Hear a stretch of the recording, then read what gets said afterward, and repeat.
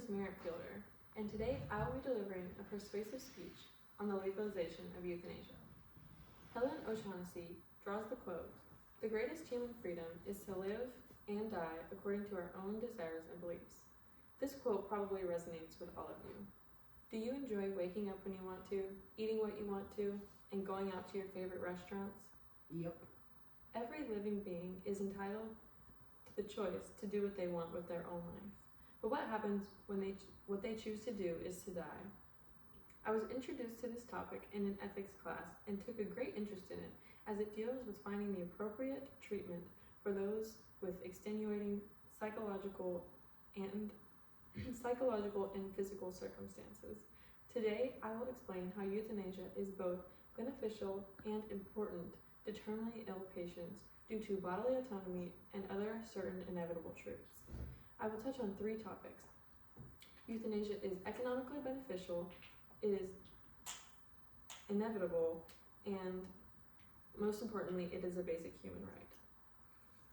Firstly, and most superficially, as stated by the Canadian Department of Justice, since Canada is doing so in 2016, they have saved over $10 billion that otherwise would have gone to end-of-life care for patients with less than 4 weeks to live, who opted for euthanasia instead. Comparatively, it is estimated by Smith as of 2018 that America would save over $83 billion by doing the same. And the same is true for the families of these patients, seeing as the average annual cost to maintain a chronic illness for a family member is over $57,000. Therefore, it is safe to say that both hospitals and families of terminally ill patients would save a substantial amount of money for making this change. Next, we must consider the obvious fact that terminally ill patients commit suicide every day, regardless of policy. This is a photo of Diane Petty from the National Library of Medicine. Diane suffers from a chronic motor neuron disease, which causes her everyday life to be miserable and would eventually cause her life to end. Diane decided that she did not want to let her disease paralyze her spirit indefinitely, and she chose to end her life on her own terms before it could.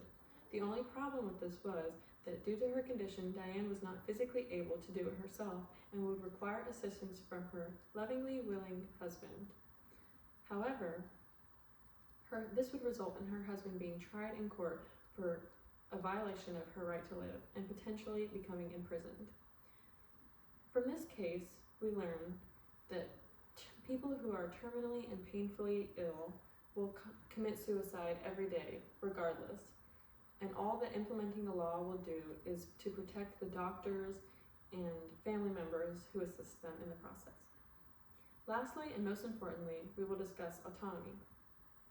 Autonomy means the right of self-government, or more specifically, bodily autonomy means the right of self-directed freedom over one's own body. This, by definition, includes the choice to die with dignity or good death. The 14th Amendment of the U.S. Constitution states, "At the heart of liberty is the right to define one's own concept of existence." To say that we, as a country, provide full bodily autonomy is a lie until we cater to those who need our assistance in having a peaceful and easy departure from this world. So therefore, euthanasia is simply an extension of medical autonomy and therefore a basic human right.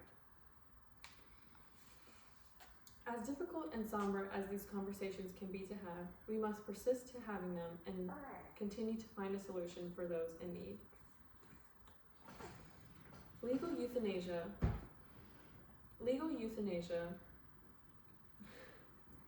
would be economically beneficial, a better alternative to non-legally protected measures of suicide, and simply a basic human right. This is drastically relevant to the lives of patients, as well as to uphold the standard of all lives. We may not be interested in having heavy conversations until we wake up and find ourselves or our loved ones affected by them. The psychological background of patients must be taken an interest in, and I will continue to advocate that we see them and their needs. Additionally, you must all do the same and push to make this important change in your state. Thank you.